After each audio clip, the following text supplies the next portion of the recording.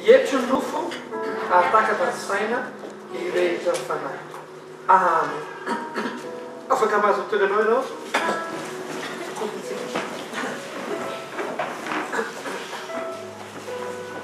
Androany manokana dia miditra ao anatin'ny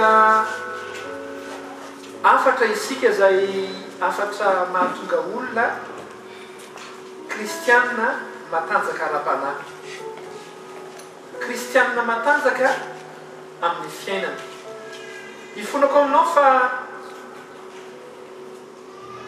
tsy afaka mionona amin'ny rononom-panahy ny kristianina. Fa misy fotoana mila zavatra, mikatsana zavatra ao anatiny ao. Ny olona izay te handeha lavitra dia mila zavatra mahery izy. Ary mino fa matoa ianao na anaty confinement mbola tonga mivavaka te handeha lavitra ianao. Amen. Ao anatina toritenitsika hoe tsy maintsy. Tsy maintsy. Averiko farany tsy maintsy. Be dia be ny olona mieritreritra hoe rehefa mivavaka dia mandeha ho azy satria mba ny fahasoavana. Fa ilay Andriamanitsika, ilay mitoetra ambony seza fiandihanan'ny fahasoavana, izy ary teo amin'ny fiainana misy tsy maintsy. Tsy mihoatra lavitra va isika olombelona, be dia be ny tsy maintsitsika. Nanomboka tamin'ny voalohantsika amin'ny hoe tsy ampony mivavaka fa tsy maintsy ateraka indray. Izay ny fidikana voalohany. Dia rehefa avy eo tsy maintsy mivavaka mandrakariva.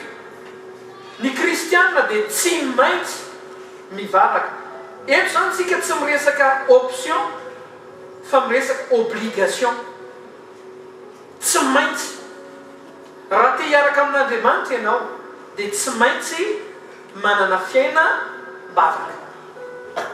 Dia maha kristianina anao mitaky fiainam-bavaka. Dia miresaka koa tsika hoe izy tsy maintsy mitombo fa za tsy maintsy mihery. Dia miresahana tamin'izay nandalovana fotsiny rehefa mbola hidikantsika lana amin'ny fotoana manaraka hoe miaraka amin'Andriamanitra ianao miomana fa tsy maintsy ho briseny aminao manontolo.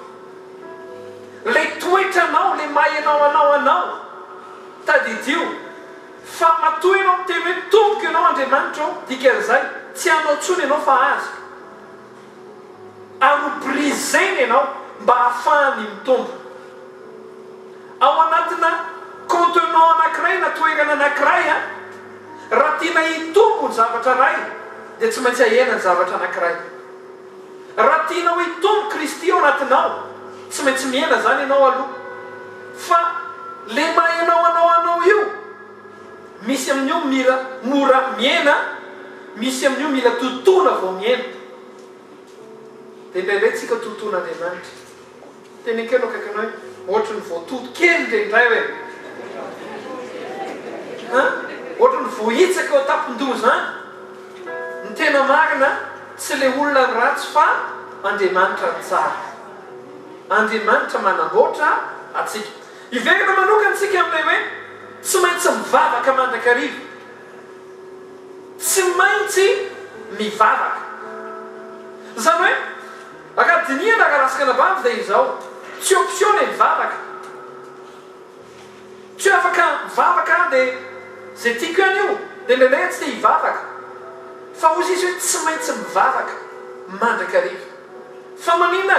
Luka 4:20 ahitanao an' Jesosy miteny hoe fa tsy mety ka tsy mivavaka mandrakariva ka tsy reraka. Fa maninona? Andaontsika aka ohatra anankiray amina fiainana. Luka 4:12 sy 17. Luka 4:12 sy 17. Avenao, angatahako anao anokatra ny baibolinao. Luka 4:1.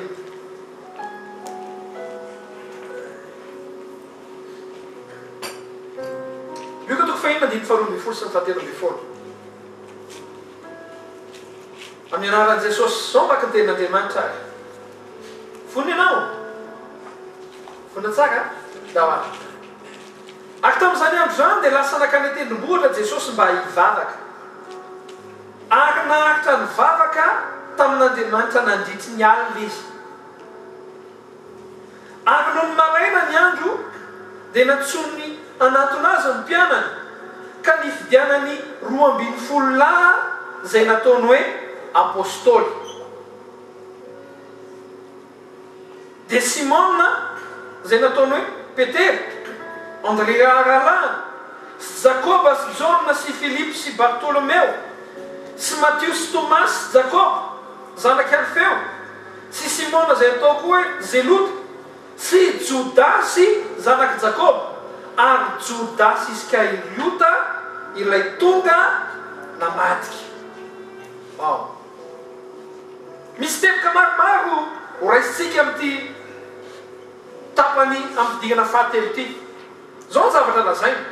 Ary tamin'izany andro zany dia lasa nakany tendrombohitra Jesosy mba hivavaka ary naharitra ny vavaka tamin'Andriamanitra nandritry ny alina izy.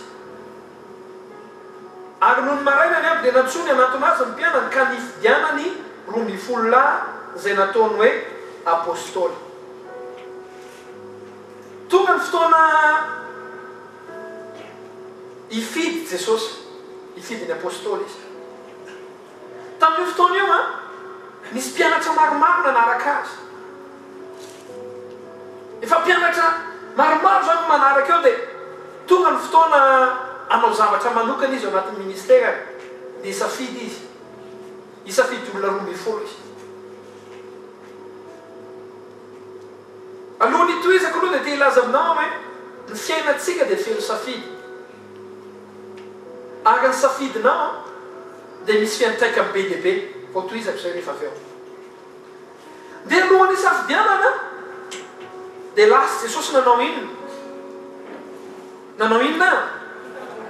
Lasa nivavaka izy. Ary tsy nanao style nivavakantsika ankehitriny izy hoe tompo raha sitraka ao. Dia aseho anao hoe ty style izy. Amen na. Dia tonga dia mifidy.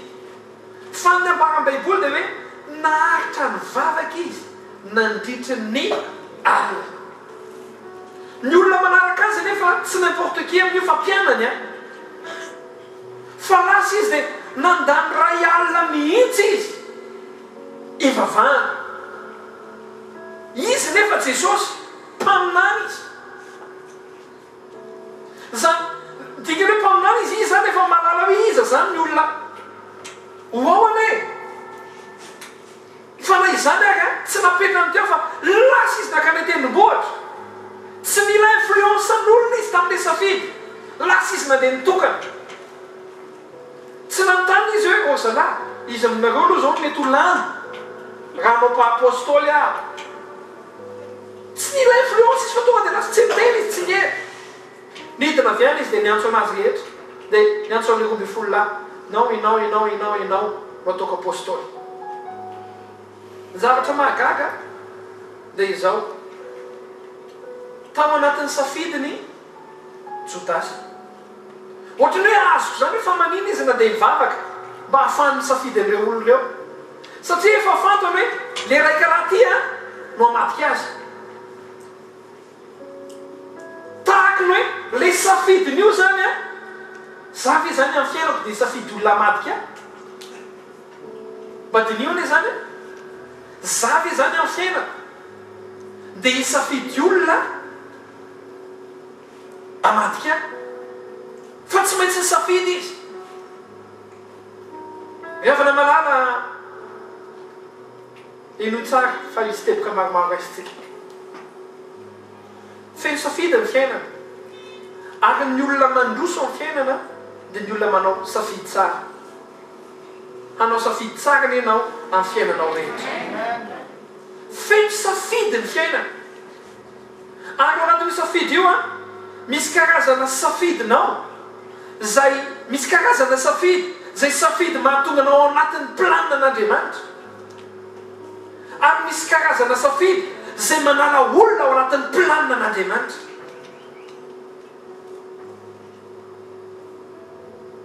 Ny olona teo ao anatin'ny planina an'Andriamanitra zany dia izao mila manao safidy lalandava zay safidy n'Andriamanitra amin'ny fiainana. ny tanjotsika dia izao tompo aoka hisafidy lalandava zay safidinao amin'ny fiainako raha mbola ao anatin'izay safidin'Andriamanitra amin'ny fiainatsika isika dia tsy tafiana ao anatin'ny sitrapon'Andriamanitra mihitsy fa ny olana amin'ny safidy raha lasaka anabavy dia izao be loatra ny influence extérieure amin'ny safidy be loatra no miteny aminao zao atao zao atao zao atao zao atao kanefa ray amin'ireny safidy rehetrarehetrareny ihany mahatonga anao anatin'ny planina an'Andriamanitra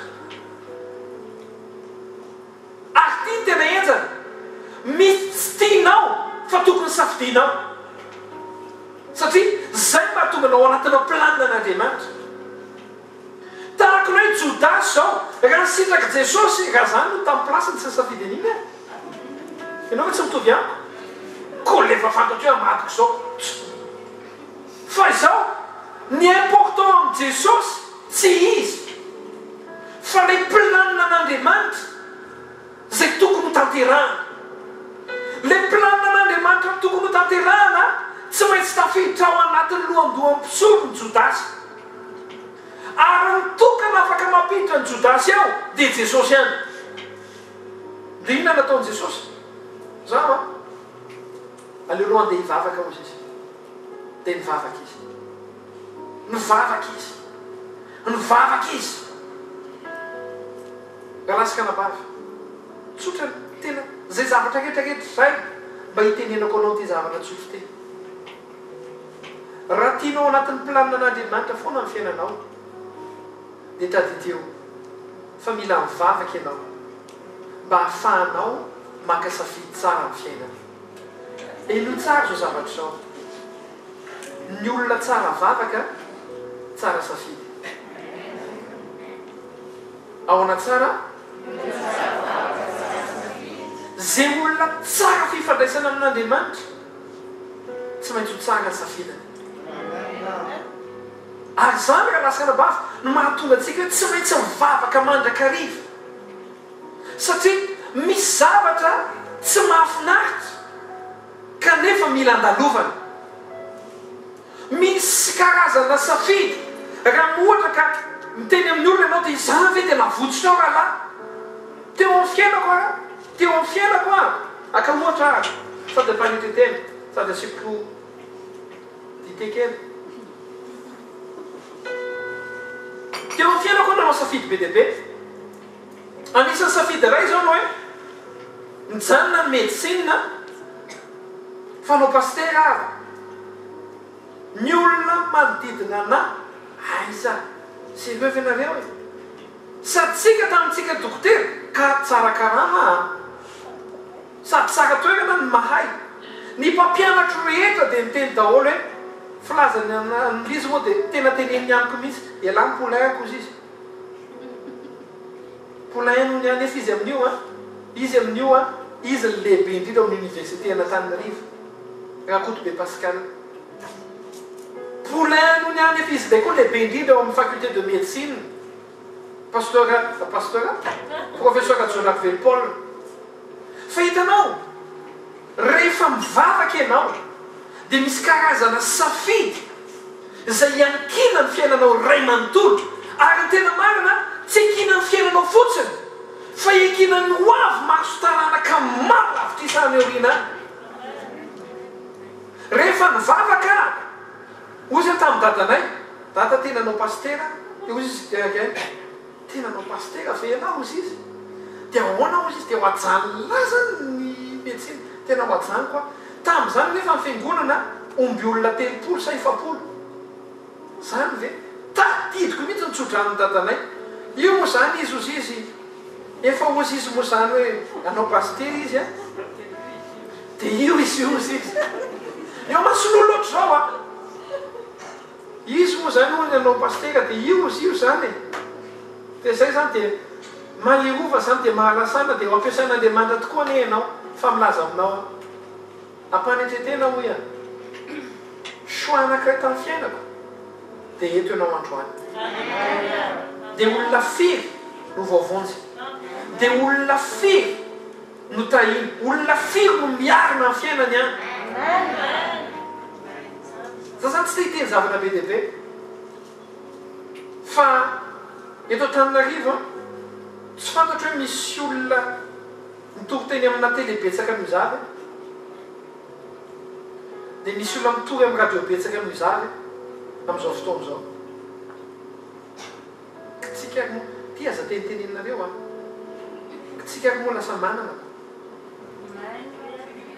hitanareo ny fianganana izy dia fianganana miainga amina safidy.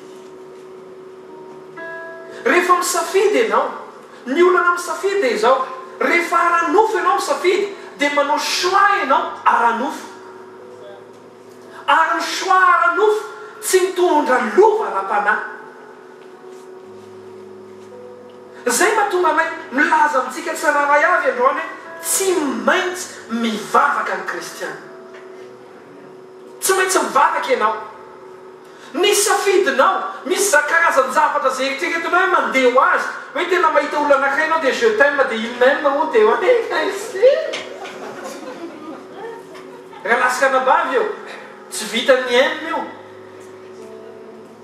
tsy vitany hoe je t'aime moi non plus.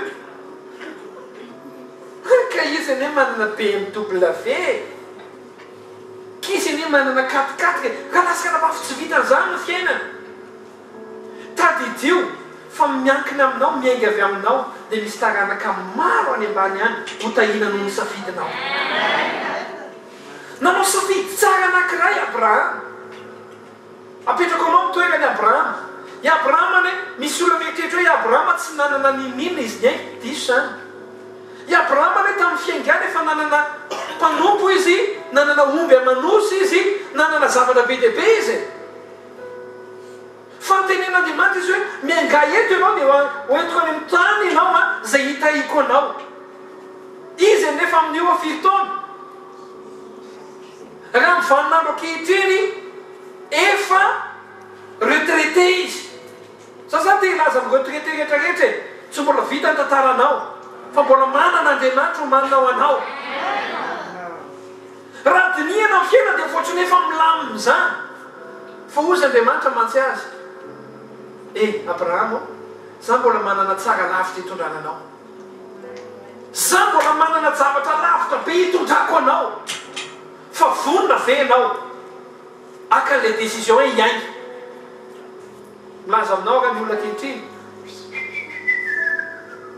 tsisy mialy eto ty zao lala masaka fa tsy mialy eto zany fa hainao hoe inona nahatonga ny Abraham nanapa-kevitra. Nahatonga ny Abraham nanapa-kevitra dia tsotra satria izy mifandray foana amin'Andriamanitra. Rehefa mifandray foana amin'Andriamanitra izy dia réel aminy Andriamanitra, réalité aminy Andriamanitra. Ianao mivavaka mety hoe tena tompo tena mety ataonao va, mety tena zany va. Fa raha Abraham nanontanianao, Abraham tsy misalasala mihitsy amin'ny fisian'Andriamanitra satria nahoana izy mifandray aminy foana. Azonao ve le izy? Ka raha mifandray foana izy, ka raha voalay Andriamanitra ifandraisany no miteny zavatra aminy dia ozy izy hoe tsy raha teko ny zavatra tenen'Andriamanitra amiko satria nahoana réel io dia ankatoa azy mi-choisir, manao choix androany ankatoa azy. Ny zavatra nataon'ny Abraham dia vokatry ny fifandraisany tamin'Andriamanitra.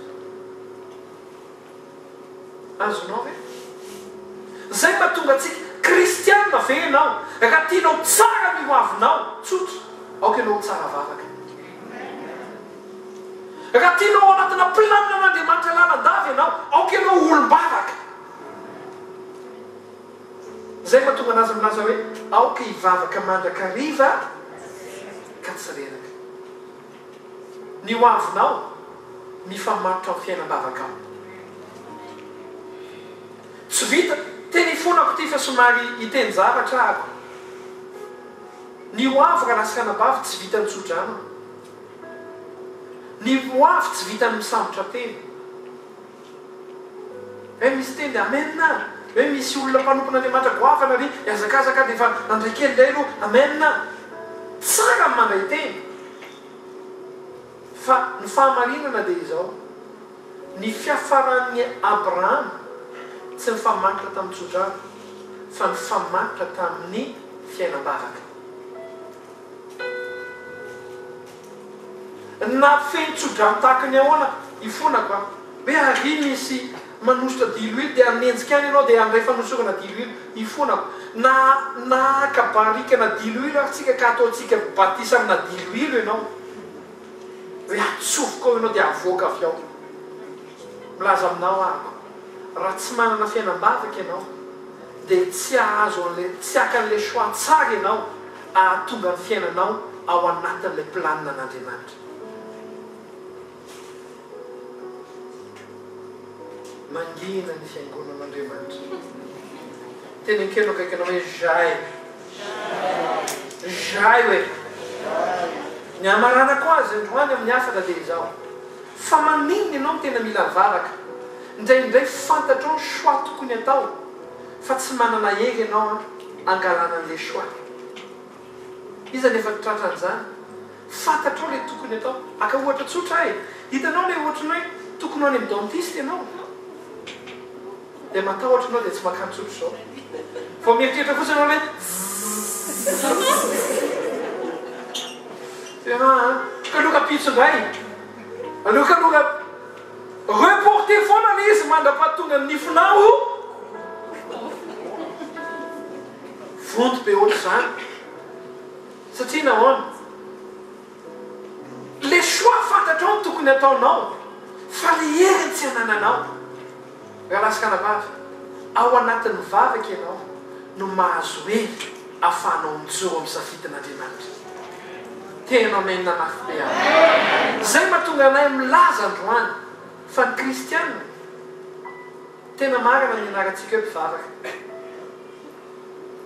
Tena marina ny dikany hoe mpivavaka azavaiko aminao efa nazavaiko ao fidikana voalohany ny antsona hoe cuisinier dia ny mpanao lakozy zany. Inona masamy hafa ny cuisinier aminao anabavy? Ianao manao lakozy fa tsy cuisinier ianao. Ianao zany isan'andro san'andro ianao mahandro ianao ho an'ny vady aman-janaka ao. Mahandro ianao vady aman-janaka ao, mahandro ianao maraina atoandro, mahandro ianao hariva.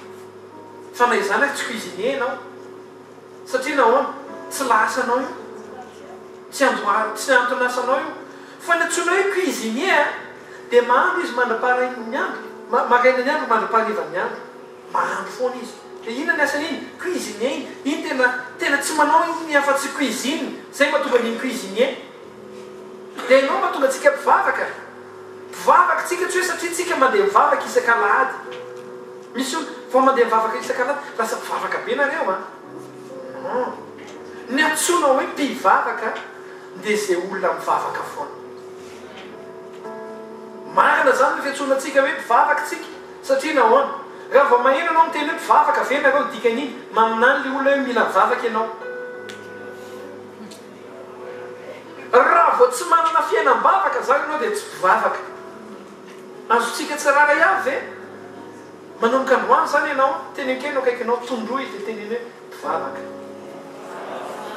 Tsy miteny ianao hoe mivava fa teneny hoe mpivavaka hoe.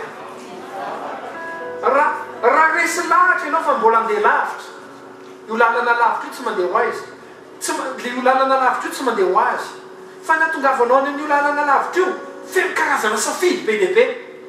Reny safidy reny raha ohatra ka diso amin'ny anankiray ianao dia mila miratirapy ela be indray vao mety ho tafaverina. Raha ho tafaverina hoe be dehibe ny olona ny investira miliara be dehibe fa diso safidy indray mandeha dia raha fa ny zavatra rehetra dia amerina zéro indray. Fa raha tsy tianao no tonga amin'izay meko anao stratégie vava feno hivavaka amin'ny fiainanao avy anao le vavaka ho be dehibe amin'ny fiainanao dia tena tonga avy ianao olona mivavaka. Teny ankeno akaikinao hoe mpivavaka tsika hoe zany ino fa ho tsara ny ho avinao satria zay tsara vavaka tsara ny ho avina. Voarainao ve ny afatra androany raha voarainao te hafa mafy ho an'i Jesosy tsika hivavaka magataka anao hitsangana kehitriny. vonavenao androany iteny hoe tompo mivavaka mba ahatonga ny fiainako manontolo isy influence amin'ny fanahy masina.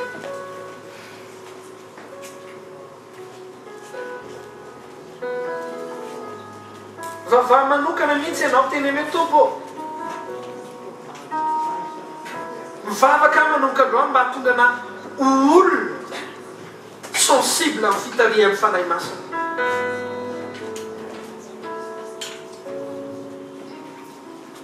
Lazao mihitsy tompo manomboka androany fantatro fa tsy maintsy mivavaka amin'izay aho. Tena tsoro mihitsy hoe fantatro fa tsy maintsy manana fiainam-bavaka amin'izay aho. Ny olona manana fiainam-bavaka tsy matahotra diso safidy, tsy matahotra diso safidy izy satria fantany fa ny safidiny dia safidiny ny raisiny niaraka tamin'ny influence ny fanahy masina. Tena hoe tompo tena manomboka androany hivavaka. Ho fenoko vavaka ny fiainako. Rahalasika nabavy tsarova fa ny musulman dia manana fomba fivavahany ary tsy miova mihitsy io. Tahaka izany koa ny jiosy manana fomba fivavahany izy isan'andro isan'andro. Ny anao kosa aoka tsy ho fotoana fa filo hivavaka ny fiainanao. Raha resy lahatra ianao fa manana ho avo anao Andriamanitra, ny dinganao ao dia vavaka, ny tsy mampialanao ao dia vavaka. Vavaka Andriamanitra io vavaka izay androany, ny vavaka izay amin'ny fona irehetra. Feno ny influence anao ny fiainanay. Manapa-kevitra ny anangana fiainan-bavaka. Tsy hoe vavaka izay mitokana fotsiny iny ihany fa na mitondra tomobily izay na ny anaty bus izay na mandeha eny an-dalana izay dia te hifandray aminao, te ho connecté aminao.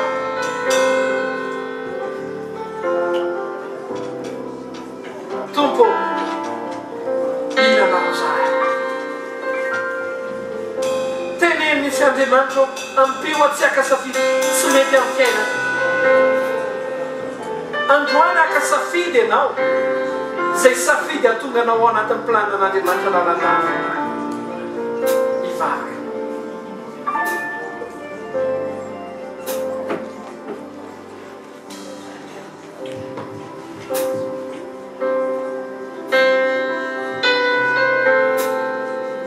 Tompo feno fiainam-bavaka ny olonao. Omeo fiainam-bavaka ny olonao. Aza vela variana rotoroto fiainana izy. Indraindray tsika raha lasika anabavy entiny fiainana mirotoroto dia manaraka an'izy. Fa aza variana an'izany. Na mirotoroto aminaty miazakazaka ianao mbola mivavaka. Tena hoe tompo meo réflexe mba hivavaka lalandava. Angatao izany vavaka izany tena hoe meo réflexe mba hivavaka lalandava. Olona tena mivavaka. Apatsy hivavaka fa manadiny hivavaka. Apatsy hivavaka hivavaka. Oh. Misaotra Andriamanitra. Oh. Ny fiainam-bavaka izay Andriamanitra. Raisinay androany ny fahendrena ny vavaka. Teneny mihitsy raisiko androany ny fahendrena ny fiainam-bavaka. Le hery hivavaka, le fanapa-kevitra hivavaka ny anaran'i Jesosy.